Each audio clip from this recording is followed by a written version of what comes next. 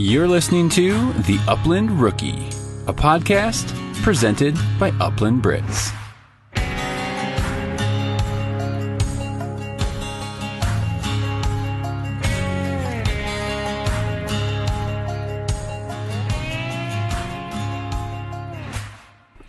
What up, rookies, and welcome to the Upland Rookie Podcast. I'm your host, Will Larson, and as always, this is presented by Upland Brits.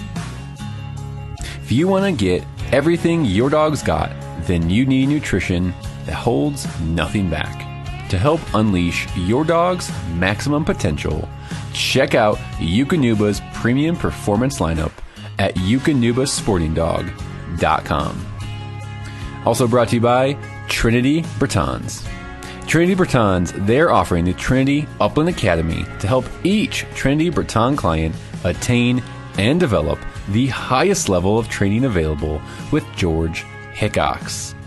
Reserve your spot for the next Trinity Upland Academy, June of 2022. Hit up Josh, ask for all the details, questions, all that good stuff at trinitybretons.com or Instagram, Facebook, you name it.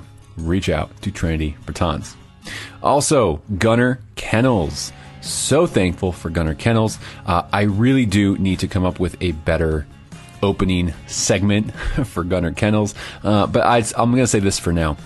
They are the best, I repeat, the best kennels I have personally used for my dogs. I've used every other major brand out there, and I have to say Gunners take the cake, hands down. So if you want to learn a little bit more in depth, some of the features I like about the Gunner Kennels, go back to episode, I think it's 24, and you can hear a little bit more in-depth overview. I give some of the features I like and the reasons I chose Gunner Kennels. So anyways, guys, I am super excited. I took a week off, crazy just family schedule right now, work, all that stuff. Life's just getting kind of crazy. So I knew this would happen at some point, but I'm sorry. I do apologize for not getting an episode out, not informing you that it was happening, but it happens. It just freaking happens. But I'm back with another great episode today. And we're going to dive in and talk all things, not all things, but a big portion of the conversation today. It's going to be with Nate Strickler, and a big portion is going to be focused around youth hunting. So I kind of wanted to theme this opening segment as well around the youth hunting and really just the youth involvement into this sport we call upland hunting. I think it's a huge thing that can get overlooked at times. I've seen some more stuff out there maybe recently in the last year or so, just promoting youth hunts, getting youth involved, the whole R3 movement.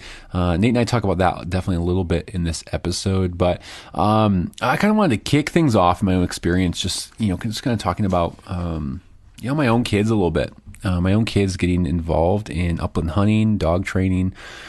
And I want to share kind of a distinct difference. I think there is a difference. And again, this is just from my direct perspective. There's getting youth involved in hunting. Yes, that is one thing, and that is amazing. The other side to it, and what I've been seeing with my own kids, is they really, really enjoy the training aspect of the dogs, taking care of our pigeons, just getting out to train, whether it's here at home, some local fields around us, driving out an hour east to, work dogs and shoot some training birds, or, working on different drills. They're really enjoying that aspect of it. And some of my kids might not ever want to actually go hunting. They might. Absolutely. I'm going to try hunting with all of them. But just for you, if you have kids or neighbors' kids or nieces or nephews that you're, helping get involved in this, the end goal doesn't always have to be they have to love hunting. I just want to make that clear distinction. I think my three older ones, the babies are too young right now, obviously, to tell what they're going to be into. So my 9-year-old, she is super interested in training dogs, all things dogs. She loves just talking, why did we pick this dog? What about that one? What traits do you like, Dad? And just asking questions. She's interested. She wants to go train dogs with me. All that stuff. Very interested. And she wants to go hunting. So I'll get her out here maybe in the next year or so. Maybe this year. We'll see. And then my 7-year-old, a little bit different. He can kind of take it or leave it. Youth sports and hockey is really his passion right now, and I'm coaching his team. Hence, just again taking up definitely a lot of my time right now. And or no, he's not 7; he's 8 actually. Jeez, yeah, he's 8 now. Sorry. So his things really, even dogs and training. And hey, buddy, you want to go out and train dogs with me? And he's like, I mean, kind of, maybe, not really. And that's okay. Yeah, he might not go down this path at all, and that's fine. Will I still try? Absolutely gonna, always still invite him to come out with me. Definitely want to, again, try to get him out on a hunt when he's a little older. Now we'll go to the 5-year-old. The 5-year-old, he lives and breathes hunting and dogs. he lives and breathes it. Also pigeons. He is super into the pigeons. Since we added those this past spring, this kid he got a bird bag for his birthday. He has pretend pigeons he stuffs in the bag. He got a little toy gun from Cabela's. He throws birds up in the air and tries to shoot them. Shoots them with Nerf darts and all that good stuff. And he's just obsessed. He'll watch pigeon videos on YouTube and how to train hummingbirds and all this stuff. And I'm over here as a dad. I am super, super freaking excited just to see his passion and excitement. And so that, I'm going to still foster that and really kind of help cultivate that love for the outdoors and dogs and hunting, all that good stuff. Going to my 7-year-old or 8-year-old, it's going to take a little bit more intentionality, I think, with him, just to kind of figure out, hey, what do you enjoy about this? What don't you enjoy? And just kind of, I'll have to spend a little bit more time maybe with him. And so I just wanted to kind of share where my 3 older kids are at, just to help kind of, I don't know, just put it in perspective. That's my experience with my kids. And the end goal always doesn't have to be, they have to love hunting. Again, like my daughter, the oldest one, she might just really end up loving the training side of dogs. And that might eventually all this can lead to a passion and a love for hunting. All of it can lead there, absolutely. You just have to realize where your kids are. If it's getting to be too much, if they're not, really loving it, don't press too hard. I don't want to just try to state the obvious, but, back off, kind of understand your kids for where they are and yeah. Things will come. So again, I'm not here to give parenting advice. I'm just sharing my thoughts where my kids are with hunting and dogs and all that good stuff. A lot of youth hunting seasons are opening up here. I think Iowa just opened, I believe. Nebraska, I think, is coming up this weekend. Nebraska's youth season. So there's a lot of youth involvement happening, and I think again, whatever social media you follow or organizations, habitat organizations you're a part of, you're going to hear different things. And I just want to say here on this podcast, from my perspective, we have to be intentional. We have to be intentional with the youth because this is the next generation of upland hunters, dog trainers, all that stuff. This is the next generation sitting with us right now. All 5 of my kids are inside. I think and I hope they're doing their homework right now. But this is the next generation. And if I just sat on my ass and did nothing with my kids, never got out to train dogs, never invited them, or never, brought them on a hunt, or never involved them with what I'm doing and cleaning birds and, explaining, hey, this is what this does, and, gear, and this is why we look, we're looking for pheasants on this type of land, and really being intentional, explaining things, at an appropriate level for them. And also being intentional in making the experience fun. You'll hear Nate and I talk about this a little bit on this episode. But being intentional about making it fun, having a great snack game. And Nate will share, I know, on this episode, making things a positive experience. And so I just don't think this can be overstated. We can't just do nothing. We can't just sit on our butts and hope our kids enjoy the outdoors and the uplands. We have to be intentional. I'll be honest with you. There are days I don't feel like going out and work my dogs. There are days I just don't feel like it. But now with kids in the picture, they're getting that bug. And even when they were just getting the bug, that was a motivation to get me out there, bring them along. It's early, yeah, but you know what? Like, sleep is sleep. We'll sleep enough when we're dead, right? But it kind of helped drive me a little bit, push me a little bit to even get out there because of the kids were watching. They're watching. Well, Dad's putting a lot of time and effort into this, and it's a great. This is, I guess, the point I really want to drive home before we dive into the episode.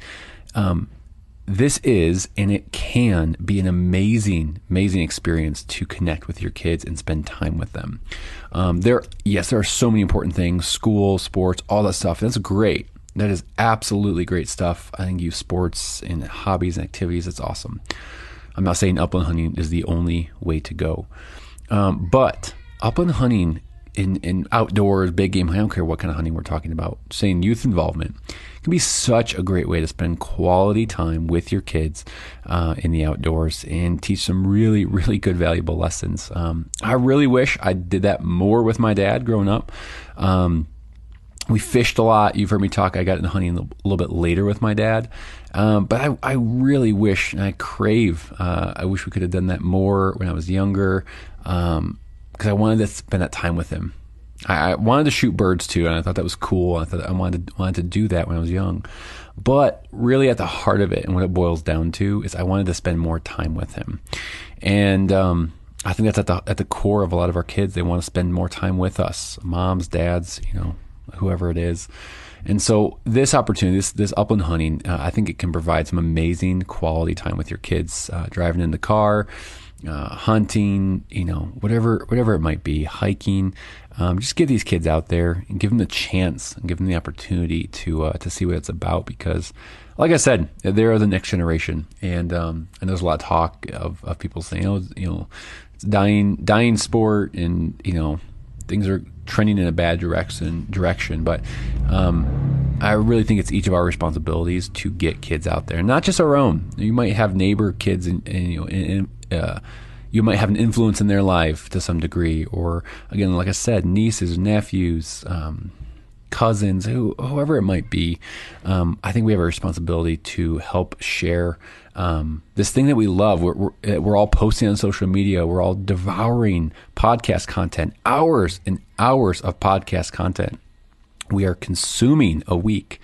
But then when it comes to getting youth out in the field, we might just sit on our hands and think, oh, well, I'm going to go out by myself. And just to be real too, with my 5 kids, I'm going to focus on them. I just don't probably have the realistic capacity to invest in, at this point in my life, neighbor kids, cousins, things like that. I have 5 kids in front of me that are my priority, my goal. I'm their dad, and that's my priority. My family's my priority.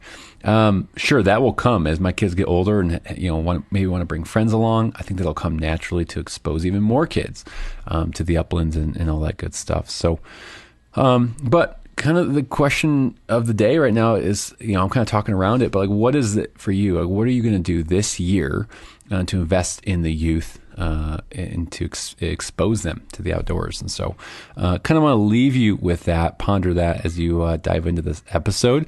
But again, guys, thank you so much. I've really, really, really, really love doing this podcast, love chatting. Thanks for staying with me on this long ramble on episode, I think 27 right now. But anyways, I'm going to cut it off here. We're going to jump into the conversation with me and Nate Strickler. Yeah, that's like Illinois. I'm sure Illinois has some bird hunting, but it's so much private land, and which is fine, but it's a mess.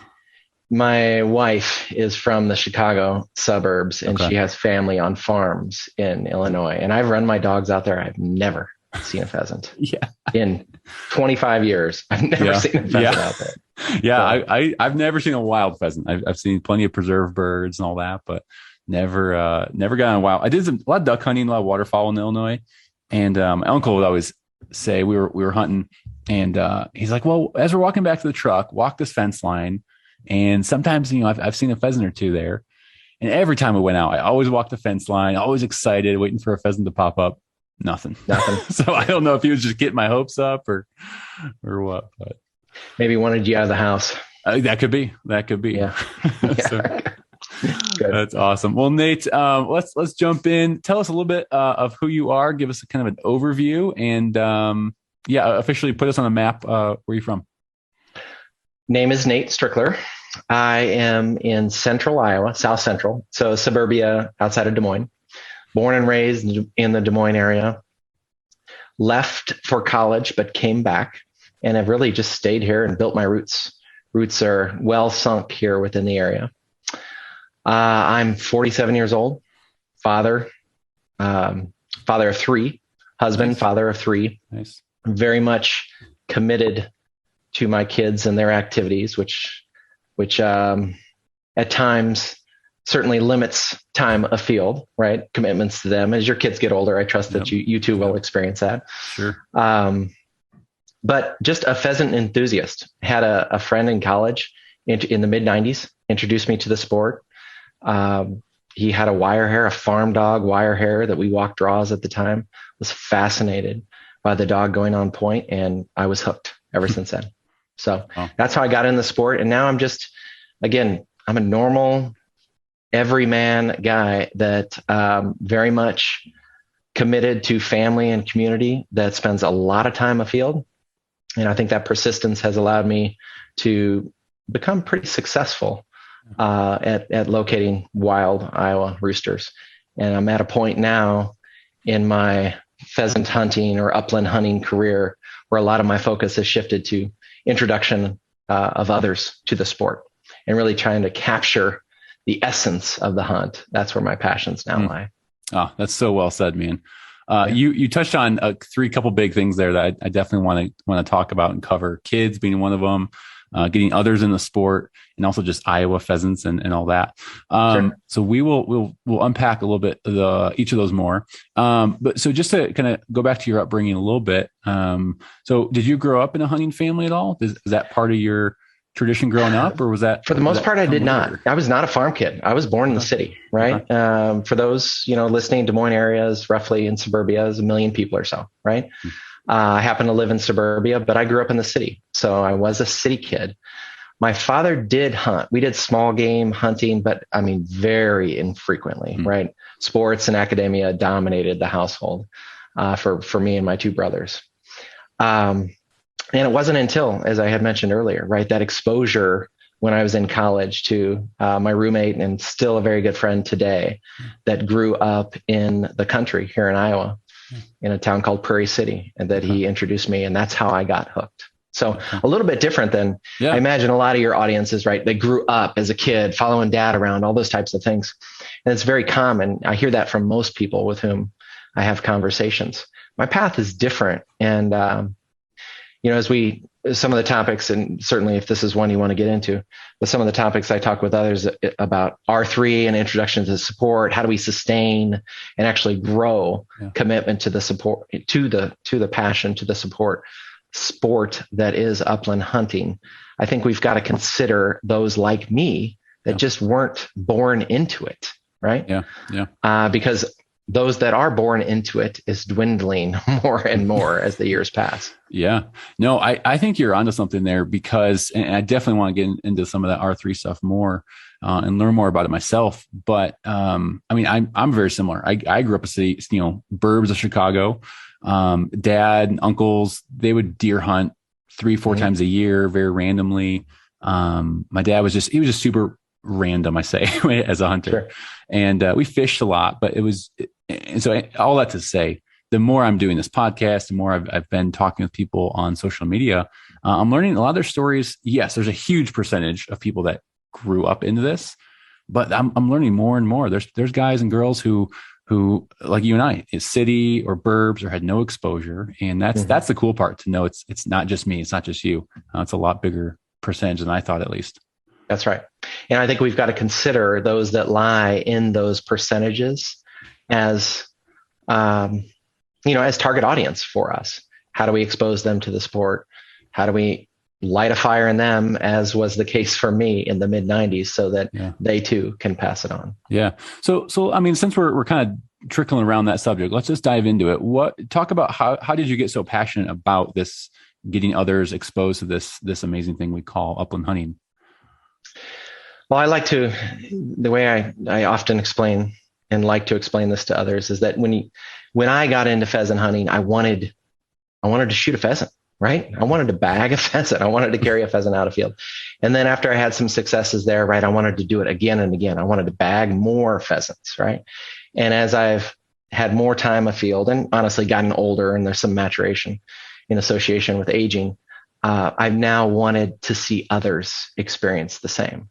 So, and I don't really care if I shoot a pheasant. I really don't.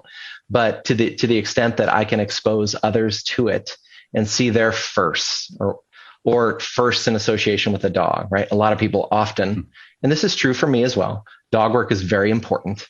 I don't pheasant hunt without my dogs, and I'm sure we'll talk about them as well and how I got into that. But it's really about bagging a lot of pheasant, and then watching other people bag a pheasant. And I'm certainly in that latter stage right now. Yeah. Are there any, so going back when you started with your buddy in college, he introduced you to it, brought you out, you started having maybe some success. Were there any, I guess, positives or negatives of your beginning experience that you now take and transfer to this, where you're at now, in the stage of life you're in now, where you are just really happy and content, taking new people out, whether you get a bird or don't? Like, was there anything positive or negative from your past that's kind of translated over to where you are now, that kind of shaped you?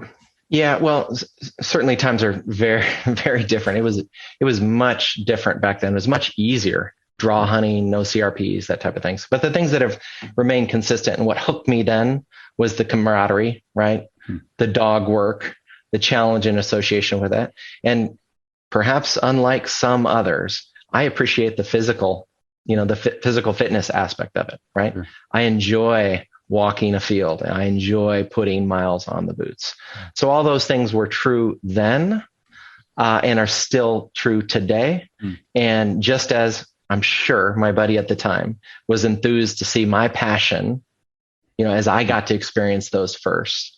Now kind of roles have not reversed in that he's involved, but now I'm in his shoes, at this point in time, and typically with kids and, net new dads, fathers of kids afield, I get to see them experience, as was mine in the 90s with my buddy at the time. Yeah. That's so cool, man. I think the more we can do that and expose, new hunters to this, it's, like, again, even that the R3 thing, to be honest, I haven't really dove into like what all that means and really I guess more behind the scenes of that.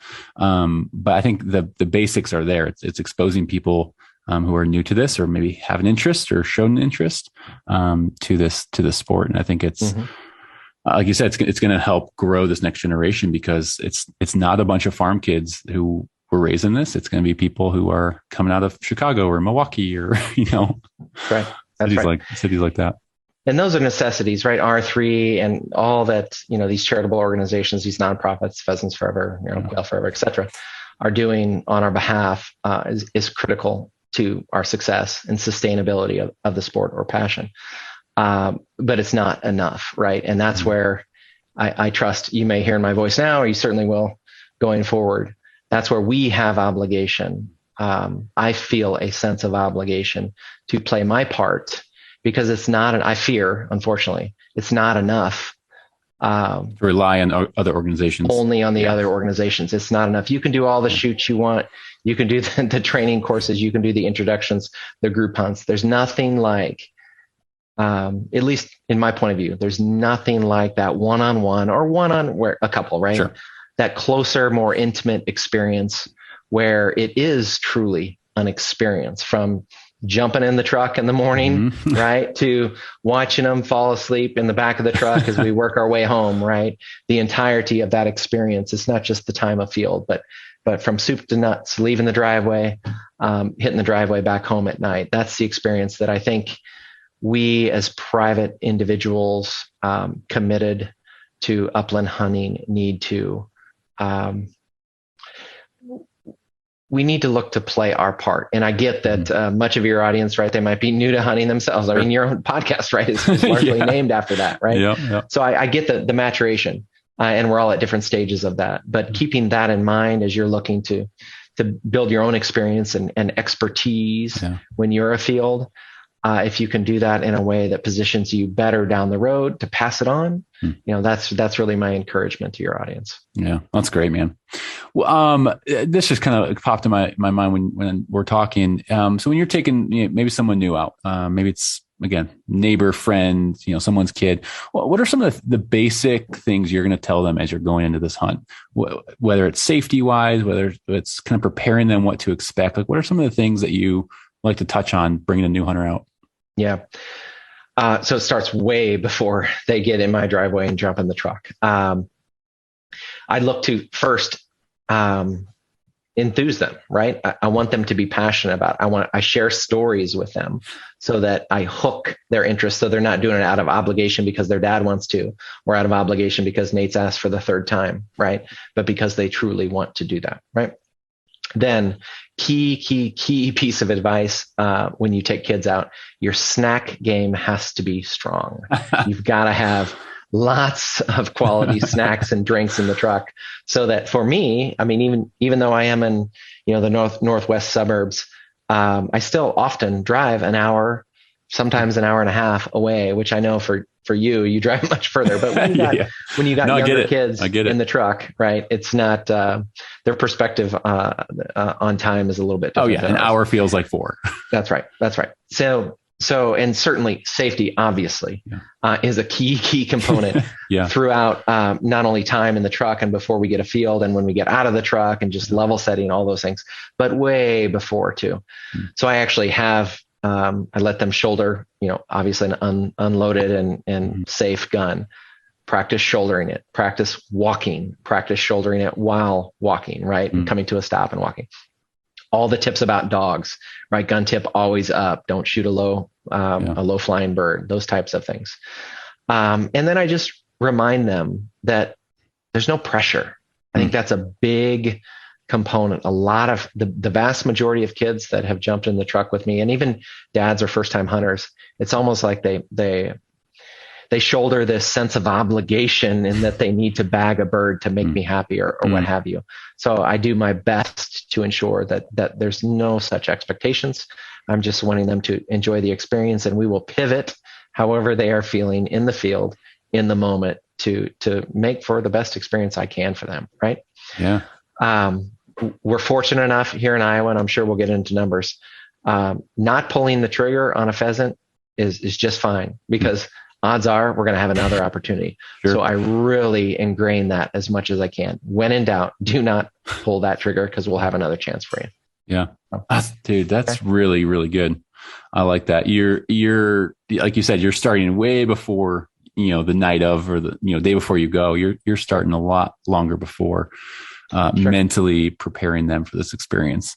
Yep. I think that's really cool. So how's it been with your kids? Are they getting out in the field with you, and how did that come about? Have they just been excited to naturally? How's that been with your kids? No, really the same encouragement that I've offered to, friends of my kids, I offered to my own. I have 3 kids, boy, girl, boy, 17 down to 11, all of whom are very, very active academically and from a sports perspective. So we have to manage our time, and there's a lot of competing priorities, which again gets back to all that we are competing against as we look to introduce more to upland hunting. My oldest now is 17, and he, believe it or not, Will, he's gotten to a point where he's not always of opinion that his dad is the coolest guy in the world, right? Hey, what? Yeah. This really happens? It does happen. It does happen. Darn it. Yeah. My kids still think I'm cool, but my oldest is 9. And so I'm sure that's going to come to an end sometime. So it's been some time. He did and has many a time joined me afield. I have lots of pictures. In fact, I think on Instagram today, I posted a photo of him, and I don't know, 6 years ago, with a dog that has since passed, that I owned. Now most active is my daughter, who's 14. Okay. I think she generally likes to just spend time with me. She doesn't have as many competing priorities academically and athletically as does my 17-year-old. So she's afield with me quite a bit. Loves shooting. She shot her first bird, I think 2 years ago it was. Okay. And last year in particular, she really turned into an independent hunter where she was demonstrating what she had learned and not always looking to me for direction. Right. Yeah. And that's a really cool moment, when so you can cool. see them live that out. And then my 11-year-old also hunts with me. So my 14 and 11-year-old are still actively hunting with me. I will take both of them and their friends out here on youth season. Yeah, that's fantastic. As you were talking about your 14-year-old daughter, when she shot her first bird, and I was thinking, oh, that must be such a cool moment when your kids, shoots their first bird. But then you mentioned once she transitioned into the more that true independent, like she's putting into practice what she learned. As a dad myself, I'm going, that would probably, for me, it is be the more proud moment when you get to see your kid, putting the pieces together, figuring things out for themselves. No doubt about it. No doubt. I can see that experience. I know the field. I see it in my mind right now as you summarize that. Yep. Absolutely. That was it. That's a memory that I will very likely carry to my grave. Yeah. No doubt about it. Absolutely. With more just curious with your kids, when was the earliest you started taking them out actually in the field with you to hunt? I remember carrying kids on my back a lot of the time, right? Safety, sure. Always considerate of all things from a safety perspective. But, little legs, tire, and big blue stem, right? Yeah. And I try to manage those experiences, certainly do edges and better grasses and all those types of things. But they must have been, I'll bet you, Kate was probably out with me at 4, maybe 5 years old. Okay. But not shooting until I think she was 12, maybe even 13 is when she shot. But my now 11-year-old did carry a gun, did not get a bird, but did carry a gun in a very controlled setting last year. Nice. But this year, I think that he'll very likely connect on a bird this year. Okay. But they've been afield. I mean, they've walked. Yeah. And I have a very, very good friend that actually, believe it or not, has his 9th child on the way. Oh, wow. More than me. Yeah. And their kids have followed us afield carrying BB guns and all that type of stuff, picking up corn cobs and for a long time, as long as they can walk, we've taken them out. That's so cool. Yeah. My out of all the kids, the 9-year-old, my 9-year-old daughter and my 5-year-old son are showing the most interest. Whenever I'm taking dogs out to work them, train them, whatever, they're like, the 5-year-old especially, he's like in the truck before I am. But the walking part, that's we're getting in some taller grass now and things like that. And he's just having a hard time keeping up. I look back last weekend, I was out working dogs. And I kind of lost him for a quick second, in real tall grass. I'm trying to keep up with the dogs. And I look back, I'm like, Weston, where are you? He's like, I'm over here, Dad. Yeah. Sure. Like, what's going on? Had to raise his hand so you could see him. Exactly. Yeah. He's like, Dad, the grass has hit me in the face. I'm like, all right, come here. Yep. So carried in the rest of the way, but. Yeah, but you're doing it right. You're exposing them to the process, and the process is maybe not 365 days a year, right? But the process is year round. It's not just about the time of field when you're trying to bag a rooster or, whatever upland game you're going after. Yeah. It's the entirety of the process. And especially when your kids are young, if you can expose them and welcome them, and they just want to spend time with you, right? Yeah. And the more time that they spend with you and you make for an environment that's conducive to their learning and interest, I think the better position you're going to be to have them tugging on your shirt saying, Dad, can I come in the morning? Right. Yeah, absolutely. Yeah. I mean, simple things. I keep, I have about 8 or 9 pigeons right now. And even from just, hey, we have to these are birds that we use as tools that, work the dogs. The 5-year-old, he's showing interest in helping, fresh water, feed them, clean their coop, because it's been those daily parts, like you're saying. So it's kind of the daily in and out things of, hey, this is, you like bird dogs, you like, hanging out with me. Well, part of the process is taking care of pigeons. So, Yep. That's right. Yeah. I don't currently have homers, but I did at our prior house, and the kids did the same thing. They loved flying the birds, loved flying them and seeing if we raced the vehicle back home and would the birds beat us back home. etc. So you're doing it right, man. Yeah. Yeah. Absolutely. That's cool, man. Let's talk about Iowa a little bit. What is, again, from what I've heard, back in the day, Iowa was lights out. Just pheasant numbers, even quail, if I remember right, used to be really good. Yeah. What's it been like the last couple of years for you? So before we get to the last couple of years, you're right in what you had heard. I mean, Iowa, we were 1 million plus bird harvested. It's been a long time since then. And back in the 90s, so when my buddy asked me to go out, right, I mentioned the environment was very different. We didn't have CRP. There was no big block CRP at that point in time. And if ever a farmer had something out there that was big block, it was brome. There's no blue stem. There certainly was no pollinator type grasses, forbs, flowers, nothing like that at the time. But we had a lot of draws. There was no tiling. Even terracing at that point in time was not a big deal. So you had a lot of waterways. And seriously, almost every waterway, as long as there was an ag field around it, corn or soybeans, which are two primary crops here in Iowa, you would find birds. And it was seriously that easy, where you'd walk a draw, when you get to the end of the draw, the dog goes on point and up come the birds, right? Yeah. It was very, very easy, which, when I'm roughly 20 years old, 19 years old, that actually, helped introduce some enthusiasm, right? Because I didn't have to walk 10 miles to see two birds, right? Yeah. They were plentiful at the time. There's no doubt about it. And I would say until maybe 2004, 2005, maybe a few more years, it was much like that. CRP started to come around. We got more of the big block. And at that point in time, it was blue stem. So it was very much mono, but it was excellent winter cover in particular. And we get some nasty winters here. Oh, sure. We'll get decent amount of snowfall, right? And it was great because we don't have a ton of cattails here. Mm-hmm. So it was great winter cover, which just helped the population sustain, carry over, and the hens had chicks the following year, et cetera. So great bird numbers then. In 2008, I think it was, we had 5 straight years where I think we had, I'm butchering these numbers, but we had excessive snowfall on the ground for a long, long time. And it decimated our birds, absolutely decimated our birds. Coinciding with that, the ethanol boom came in, a lot of the corn, a lot of where there are grasses and waterways, all that went away. Farmers tiled so they could get more production to produce corn. At that point in time, it was $6 to $7 a bushel of corn for all the ethanol plants. Ethanol plants pop up everywhere, feeds the fuel boom at that point in time, and it severely changed. I think upon reflection, the landscape. So were they putting more corn in or taking corn away? Absolutely. No. Putting more corn. Putting more in. Significantly more. But less cover.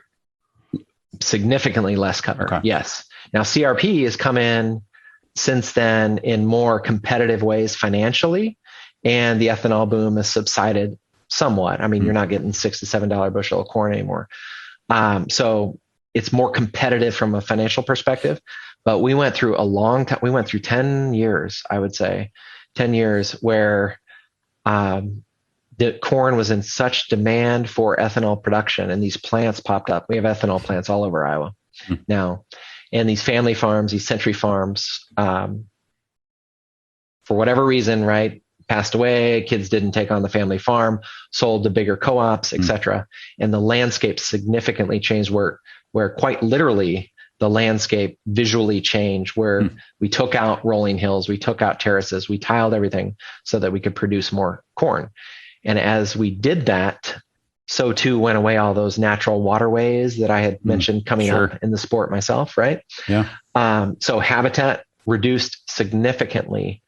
And then winter, by chance, we had 5 really harsh years, and it made a significant impact on our population. Wow.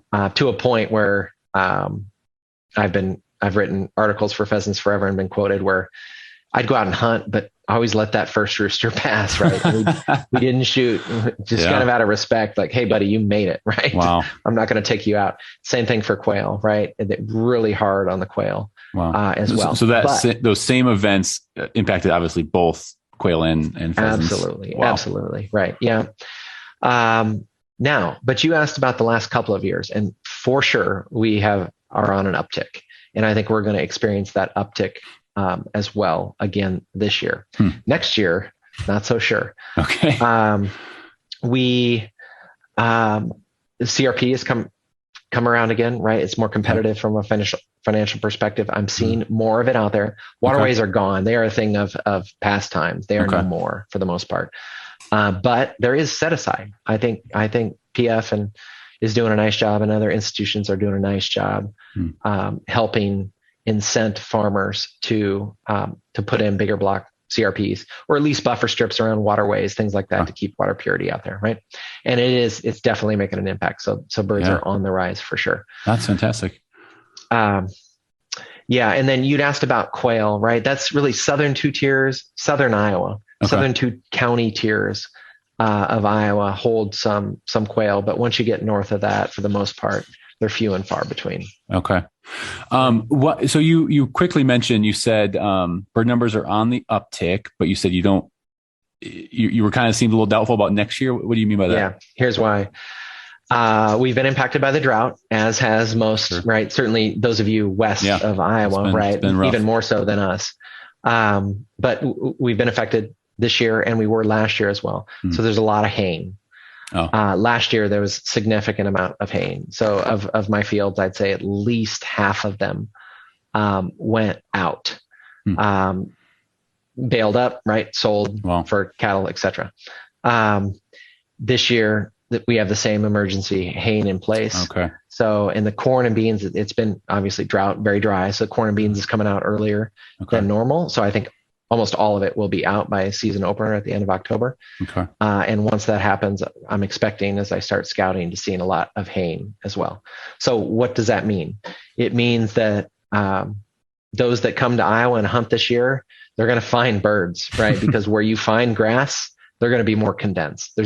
There's less grass for them. Sure. And when you get into good cover, you're going to find birds. My concern is that if by chance we have a rough winter, there's not going to be enough good quality cover to sustain them through those harsh conditions. Gotcha. And it's going to impact next year. Okay. Gotcha. Wow. Does Iowa have, so like Nebraska, Colorado, we have like a walk-in or open fields and water program. Does Iowa have the equivalent? What is that like? And the reason I ask is I've looked on, I looked on Onyx. It was a while back, and I turned on, I think it was some kind of public layer. And I didn't see a ton of it. Is that your experience, or what is kind of the land access like there? So Iowa is, it's very fertile soil, right? So a lot of agricultural commitment is made. It's expensive ground, right? And we do a lot of farming here, especially I-80 up. I-80 is the interstate that kind of runs east-west, and it's not central, it's a little south of that, but anything up of that is all ag. South of that, we've got more rolling hills and timber, deer hunting, turkey hunting, that type of stuff. So the land is less valuable. So there's not a lot of public ground here in Iowa. I think it's 2%. Wow. It's 2.some% of Iowa lands are public. So proportionally, especially if you're doing any comparative analysis to that out west, it's nothing like that. Sure. Okay. But you asked about walk-in programs, and this is rather new over the last couple of years to Iowa. We've introduced what's called IHAP. Okay. I think it's Iowa Hunter Access Program, I believe. And it's private ground, typically with some CRP, some, sustainable grasses. Something is compelling about the ground, right? To put it in IHAP, that does allow for those like you and me to walk on private ground and to hunt that ground. Okay. Very cool. That's awesome. Yeah. That's awesome. It's a good move. The DNR has done a nice job in standing up that program, knowing full well that land acquisition, because of the expense, is just not a sustainable. It's not a pragmatic way in which organization like PF or any nonprofit can go about acquiring land. And because the farming, it's just so valuable of what they're producing. So valuable. That's right. Yeah. Gotcha. You're going to pay. You can pay anywhere. It varies. As you go north, it typically costs more, but you can pay up to $25,000 an acre. Jeez. For prime ag ground, right? Wow. And in central Iowa, I know because I'm looking. So in central Iowa, you can pay easily $13,000 Wow. an acre. Wow. So when you're looking at nonprofits, right? Yeah. And all the donations That's and all serious money. it's serious money. So something like IHAP is a fantastic idea. Has that been gaining enough steam and excitement? Do you feel that will continue to grow, or do you feel it's going to be kind of a slow process getting more land enrolled? I don't know. I'm hopeful. Okay. I can tell you there's a lot of enthusiasm by, we hunters in Iowa about IHAP. And Sure. I have seen more IHAP on the maps. You mentioned Onyx. I think you can find it via Onyx. I'm not sure about their layers, which layer it would be within, et cetera. But certainly IowaDNR.org website, et cetera, it shows all the IHAP ground. So I am optimistic about more and more being enrolled in IHAP. Yes. Yeah. Will it ever be to a point that can sustain the growth that I hope we see in our hunter numbers? Probably not. No. Okay. If you're hunting Iowa consistently, you need to gain access to private ground. Yeah. For sure. Gotcha. Before we move off Iowa, definitely want to get into your dogs a little bit.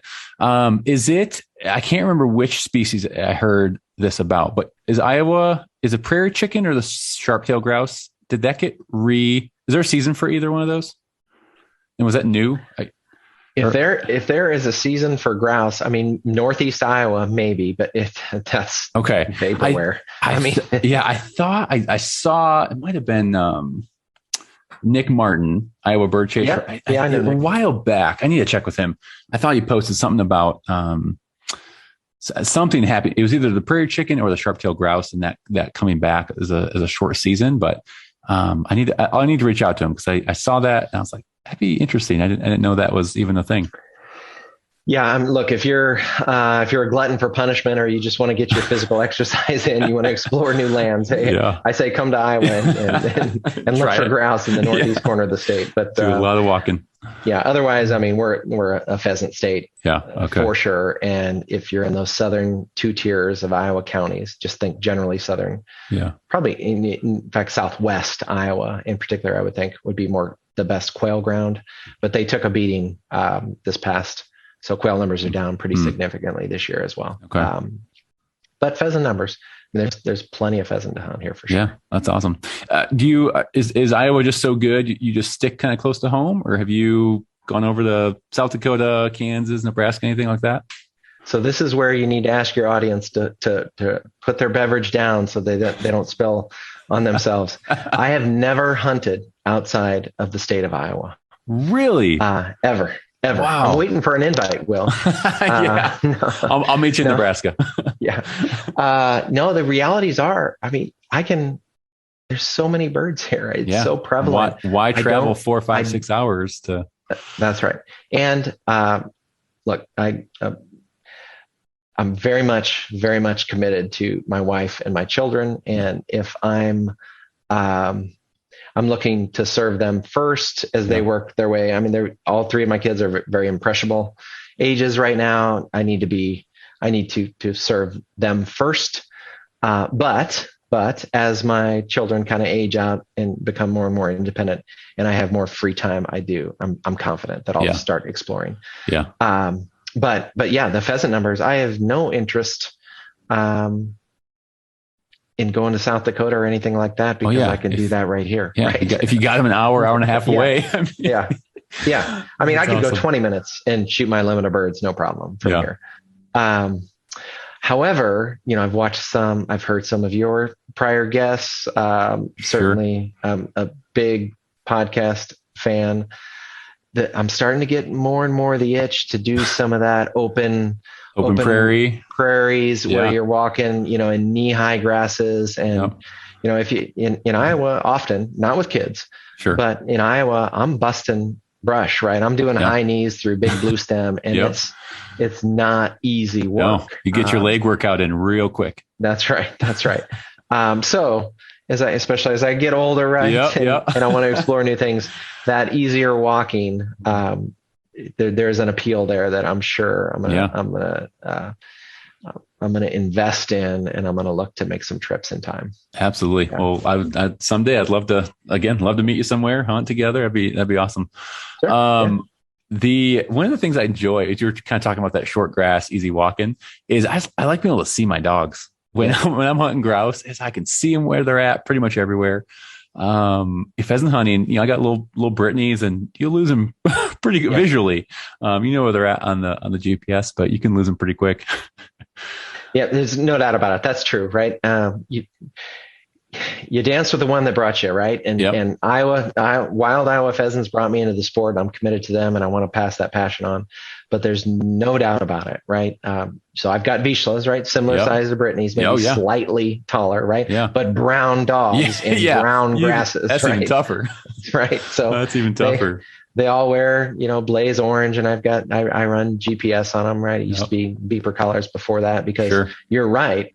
We are often in grasses. I mean, often, usually is probably the better word, where we're in grasses where I cannot consistently see them. And to be on an open prairie where you can just take that in, you can see the dog quartering out at, 120 yards, go on point. You casually walk in. There's an appeal there, right? Definitely. There's for sure an appeal there. Definitely. It's a blast. But so Vizslas, you are my first my first Vizsla guest. So tell me a little bit, what got you into the Vizslas? So I've had 4 Vizslas and I have 2 at home now. I've had up to 3. The older dog just passed away this summer after a stellar hunting career. It's all good. Yeah. But when I got my first Vizsla, Murphy was his name. That was 2001. They were not nearly as prevalent as they are now. Okay. And honest truth is, we were looking for, my wife and I at the time, no kids. We were looking for a Weimaraner because we, at the time, and we still are today, we're very athletic people, the whole family, all 3 of our kids. We do a lot of running, athletics. So we were looking for a dog that could participate in those activities and then also didn't shed a lot at home. Sure. Short coat. So shorter coat now. And I've heard some of your prior guests say, and they're right, you should still shed, right? It's just smaller hair, but not nearly like a long haired dog. And I don't have to worry about burrs at all. Yeah. And I've had a lot of friends hunt with me, setters, right? A lot of wire hairs, and they spend an hour brushing out a coat where I, blow on the dog's back and the dog was in the house, right? That's right. Yeah. So that certainly contributed to it. And I was young. I was a kid at the time, newly married with my wife, and we just got some probably puppy mill Vizsla at the time, but read a bunch of books, Delmer Smith, How to Train Your Gun Dog type stuff. There's no internet at that time, right? Wait, what? You put things in perspective. Yeah, no podcasts you can listen to. That's right. Dog no training, podcasts, no YouTube, no DVDs. No DVDs didn't exist. None of that. So it was buy a book, read a book, apply. And that's what I did with my first dog. And then ever since then, we were hooked on the Vizslas. And after that first dog, we got 3 more now. So still have 2 in the house. They sucked you in, that first one.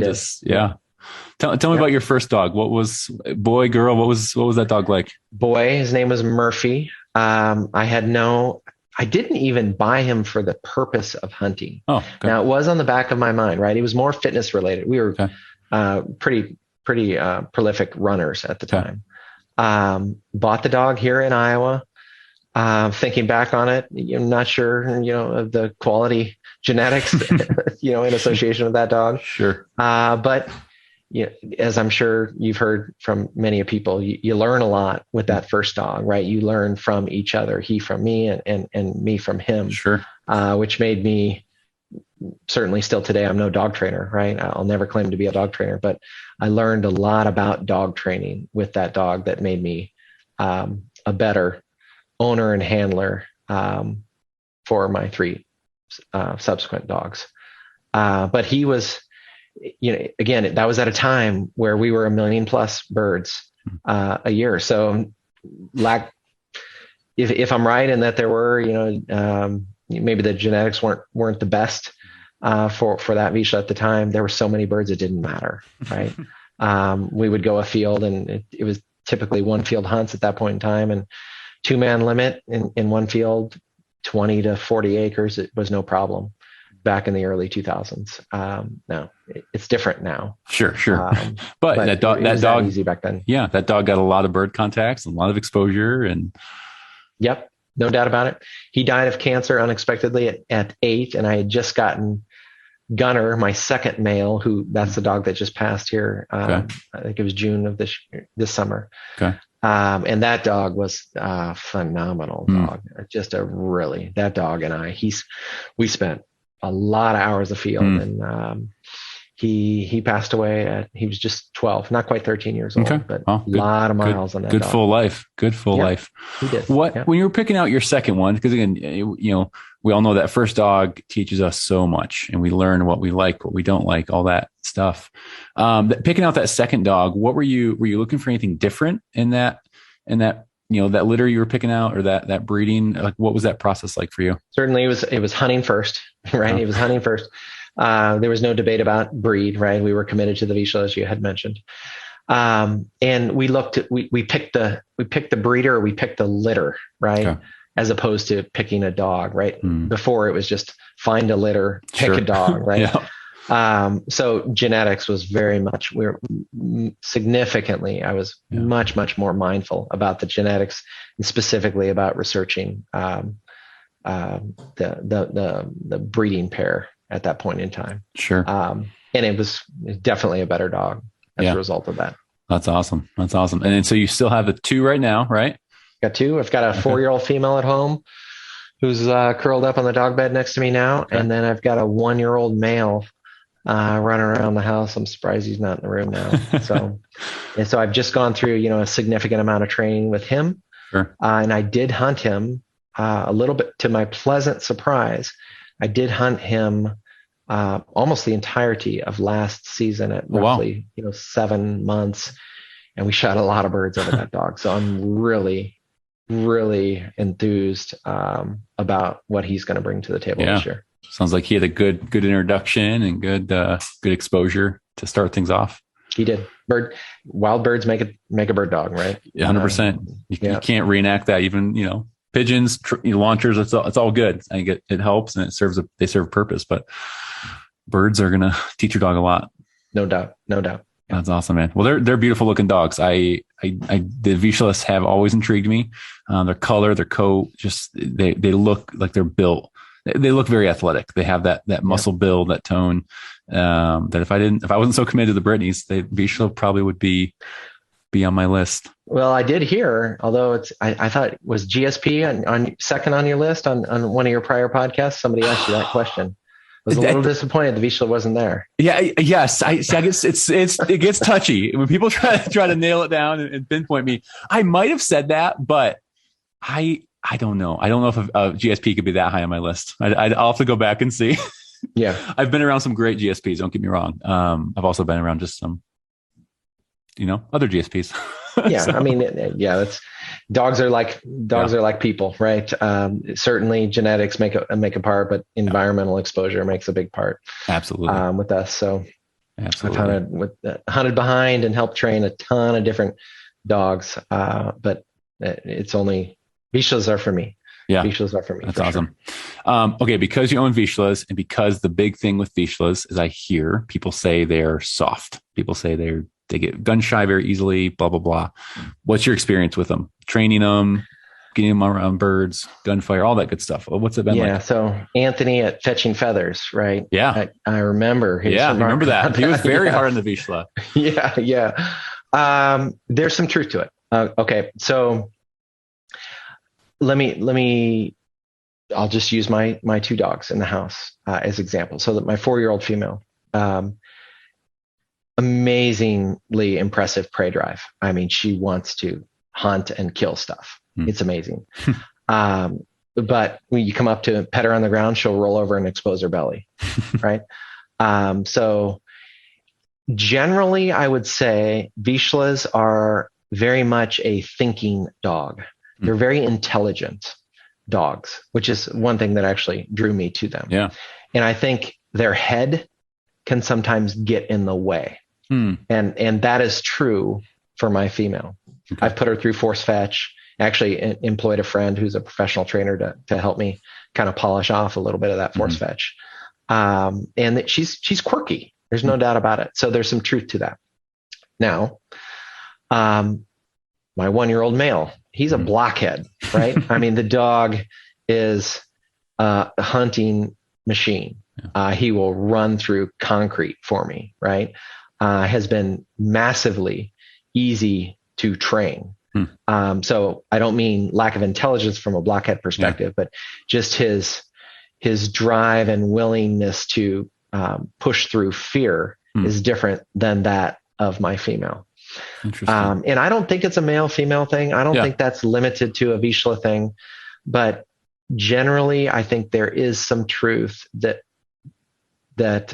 many a Vizsla can come across as soft, and you have to be patient with them. Sure. And they could be, more susceptible to being gun shy, right? If you make mistakes as a trainer, I do think there's something there. Sure.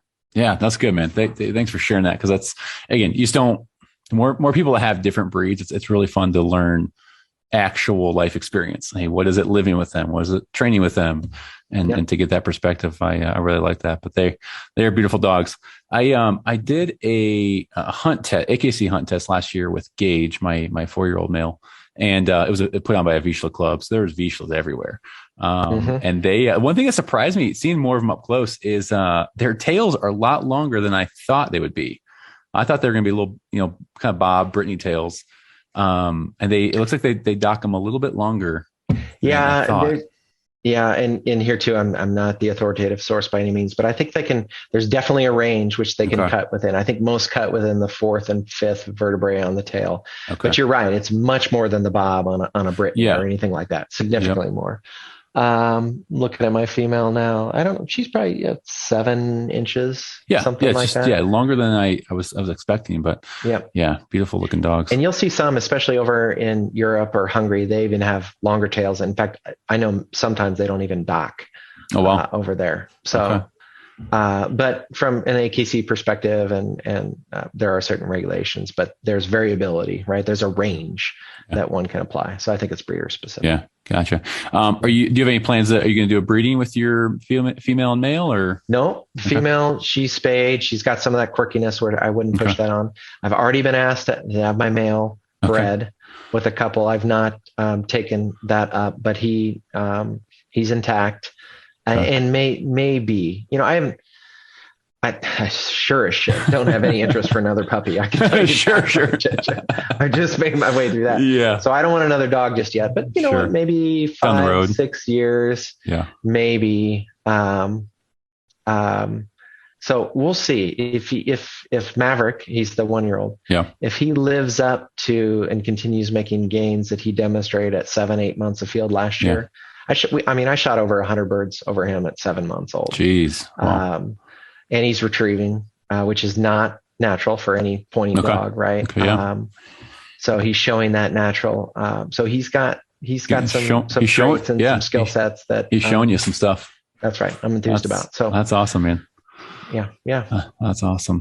Well, very cool. I was going to ask you something else, but I forgot. But as we kind of wrap up here, I know you gave a lot of great advice in the beginning, just as we were talking about new hunters, all that good stuff. But I'd love to ask every guest, the new upland hunter out there who's listening to this podcast right now, what's something you would share with them?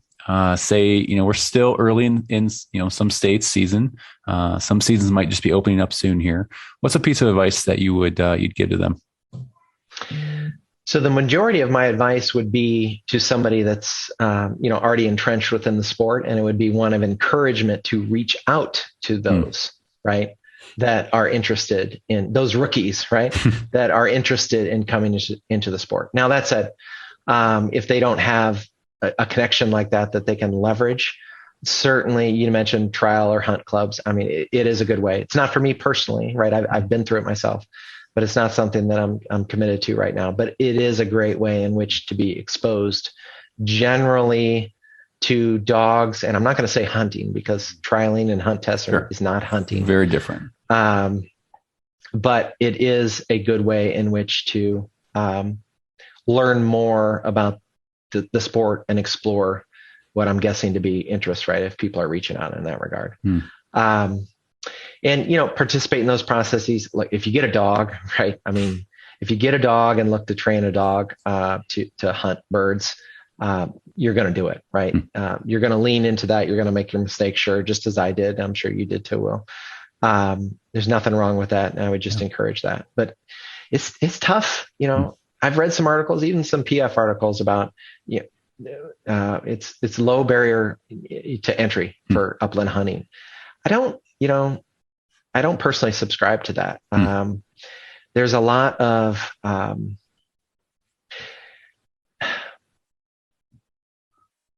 there's a number of things that can prevent people from really committing to the sport. And I think the better they have somebody to guide them along the process, I think it significantly improves the ability and the sustainability of that person's interest so that they can commit to the sport themselves and then hopefully pass that on. Right. So my message is really just one of encouragement for those that are involved. Reach out and ask people to come along. Yeah. Right. Yeah, absolutely, man. Do you, with that, that barrier to entry we just mentioned, do you feel the barrier is actually high to entry to the sport? So I think it depends upon the person, but look, if you don't have a firearm, right, you have insecurities about learning how to use a firearm. You don't know where to go, right? And if you're in a state like Iowa where there's 2%, private lands, the opportunity is less so from a public land perspective than for those that are out west. And then ultimately, if you want to be really successful, you're going to have to invest in a dog, and then you've got all the insecurities about how to train a dog, and I don't know that, right? Sure. So it just like we were talking personalities with dogs, the same applies with people. If you're just willing to lean into it and explore and make mistakes, then I think those people can certainly enter at low barrier. But for the majority, especially if there are city dwellers or those in suburbia that didn't grow up and just generally had no exposure, I think it's a pretty big hurdle to overcome on your own. Yeah. Right. And that's where the encouragement, it's like inviting people to church, right? Totally. Somebody invites you to church, you're much more likely to come, right? Than just go on your own, pick a church and go on your own, right? Which church to go to? When do I go? What's the service like? What do I wear? Right? Where do I sit? Who do I talk to? Who do I not talk to? Yeah. It's the same thing. So it's, the successes and the sustainability of our support are dependent upon a lot of things that we can't control. Investment of lands, sustainability of lands, weather, right?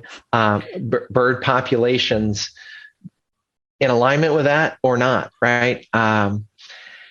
The more that we can do to help others out, it's just again, I'm personally compelled to have that be kind of my own personal diatribe and the encouragement that I would offer to others. And another thing that we didn't get into, but something that I'm personally passionate about is I journal all of my hunts, right? So I try to capture the experience as best I can. And I actually use that as a tool. I share my journal with others so that they can read and kind of envision what might also be possible for them. Right. That's fantastic. So that would be, something that I would encourage net new, people that are net new to upland hunting or net new to buying and training a dog is journal your experience because you'll never regret that as you look back in subsequent years and you'll see how far you've come along. That's fantastic. I've had a couple guests that we've actually talked about the whole journaling process and kind of what that can mean for your experience, passing it down to your kids, grandkids, et cetera. And that's something I've actually personally taken to heart this year. All September, I've gotten all my hunts, entered into, it's a note app on my phone. And again, I'm just jotting down some of the highlights, some of the people I've hunted with, some of the laughs, some of the good dog work, some of the bad dog work. And, I think those will be really cool to look back on. But I like that you said, even using that as a tool for new hunters and letting them into, hey, this is my experience in Nebraska this year. It was freaking hot and, we saw some birds here. So, I think that could be a really cool tool. That's right. When we're in the truck, earlier you asked about kids in the truck, right? And we're driving out, we've got 30-minute drive out to some field. I have hard copy right? I have hard copy because again, there was no notes on my phone. There was no iPhone then, right? Yeah. But I started hard copy, which I still carry forward today because I want to see the handwriting. All of my guests write in the journal. I want to see the handwriting. I have handwriting for my kids and my friends' kids, right? And other kids in the book and along with pictures, right? But as we're driving out and we're going to, Bill Smith's field, they'll look up Bill Smith's field and they'll see, oh, the last time you were here, we saw this. Oh, that's right? cool. So it builds enthusiasm. Yeah. Right. You're shaping the story before they get to experience it themselves, which again, I think only increases their interest in that moment. And then then they get to create and capture their own story when we get back in the truck after their hunt. Right. Dude, so Nate, you got me excited now. yeah. You should. Someday I'm going to turn that book, or that journal is going to be a book, and I'm going to give it away to as many people as I can. But that is really cool. It's, it was something I started when I was a kid myself, mostly about just kind of like how we use Onyx today, right? To capture, this is where I found birds, right? This is what the weather was like, all those types of things. But really what I most appreciate it now is just all the stories that could have nothing to do with bagging a bird, right? Sure. So that would be another piece of encouragement that I would have for all of us, whether we be rookie hunters or, somebody that's got 30 years of field like I do. Yeah. That's fantastic. So well said, Nate. Yeah. I really appreciate that, that wisdom you just laid down for this audience. So I appreciate it. Sure. All right, brother. We're going to end on a rapid fire section. So just got a couple questions for you. Just kind of give me your off the cuff answer. I always say if you need to expand on anything, feel free, but we'll just kind of jump through a couple things here and we will wrap things up. All right. Chasing Iowa Roosters. What gun are you carrying out into the field and why? I shoot a Benelli M2. A gun to me is a tool, and so it's function over form. Now, Benellis, they have pretty sweet form too. Sure. Yes, they do. Black, synthetic Benelli M2, and I carry it because it is indestructible and it is reliable. Now, why I went that route when I started hunting, I was carrying a Remington 1100. And if anybody has ever carried that gun, I'm pretty sure it weighs 76 pounds. So I was definitely interested in getting away from that gun. And I was really enthused by both form and function, but function on the Benelli sold me. Yeah. And it's just a fantastic gun. I bought a Franchi for my daughter last year. I'm sold on Benellis for sure. That's fantastic. I was actually just going to ask you, what youth gun have you used with your kids? 20 gauge Franchi. Bought it.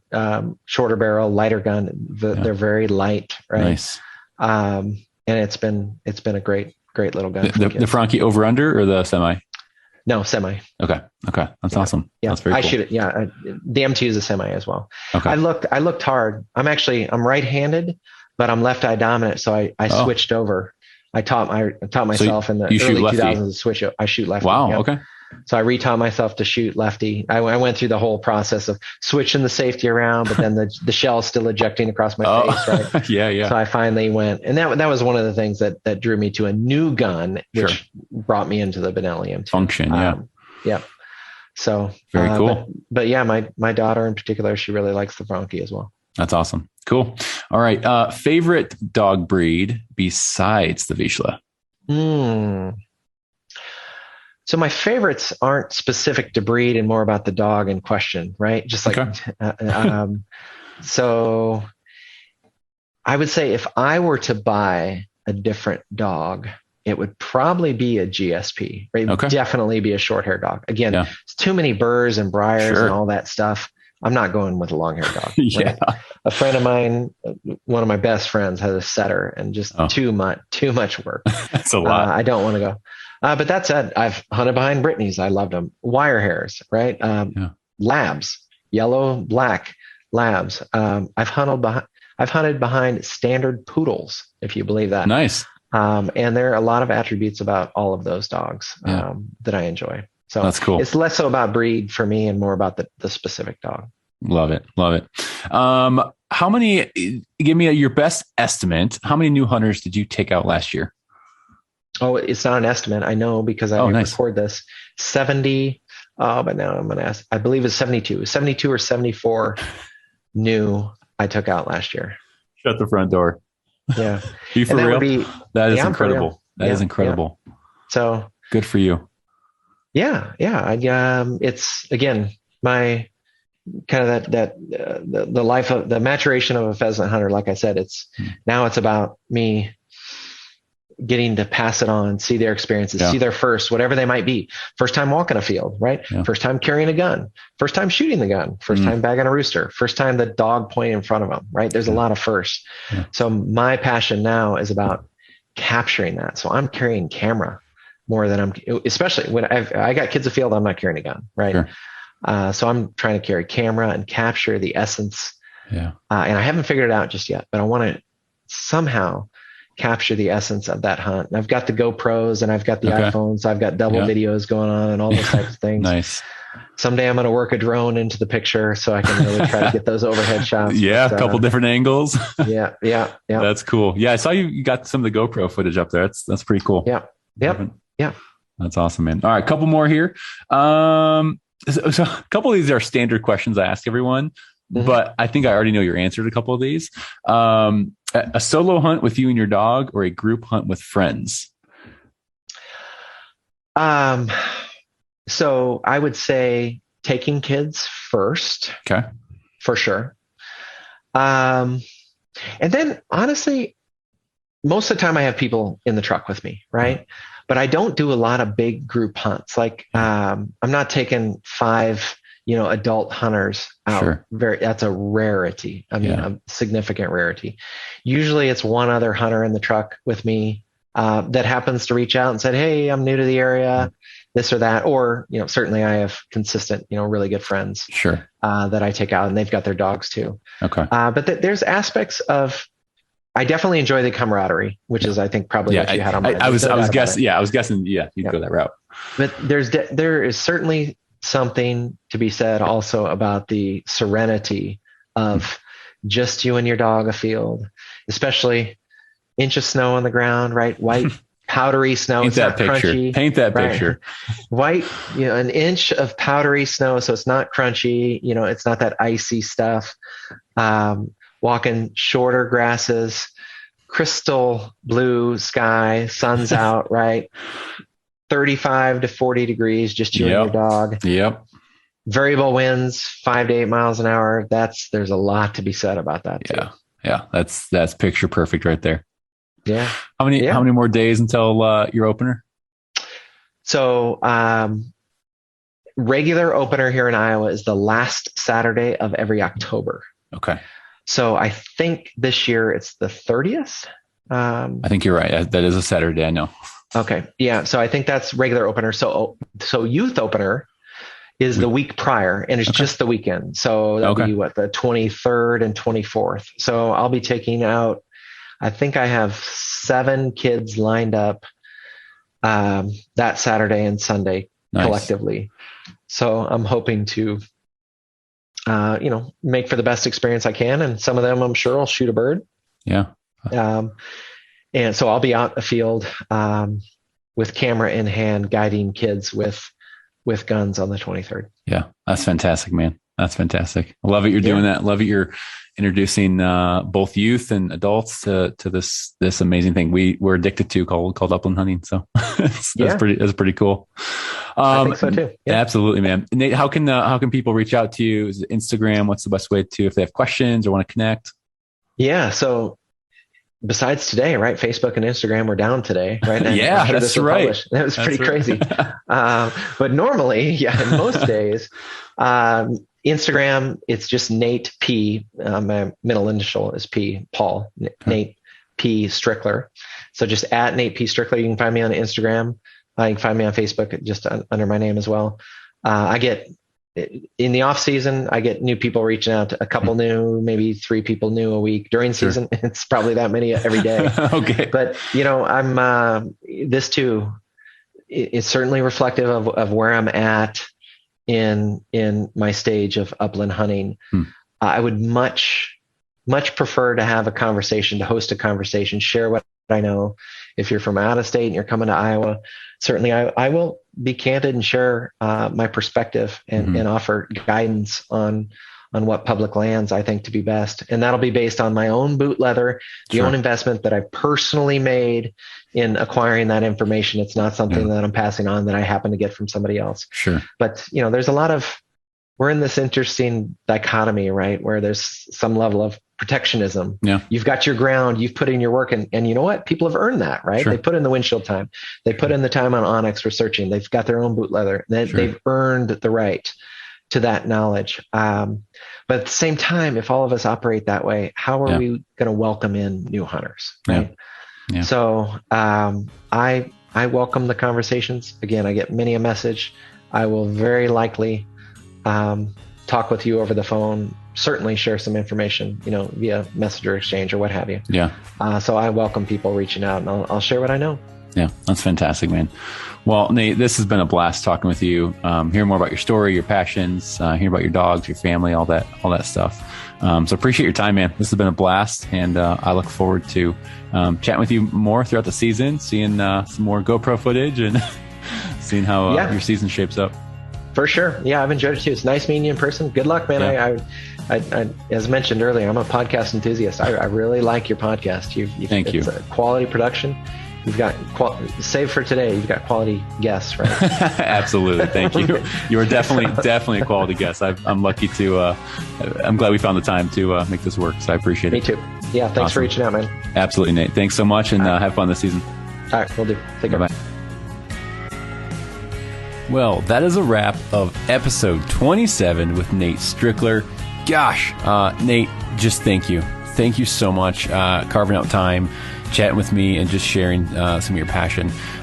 It's very evident just how important getting youth involved into upland hunting is to you, how important your family is to you, and I just really respect and admire that. So thank you once again. Hey guys, if you're enjoying the podcast, would you do me a favor and head over to Apple Podcasts, leave a rating and a written review. Really would help just get this podcast out there to more hunters just like you. Also, share it with a friend or two. Share it in your stories on social media.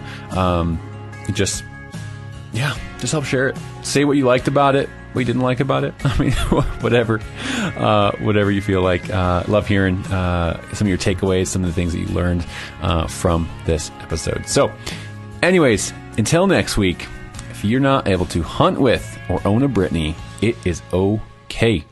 Any bird dog is better than no bird dog. Go put some miles on those boots and have fun.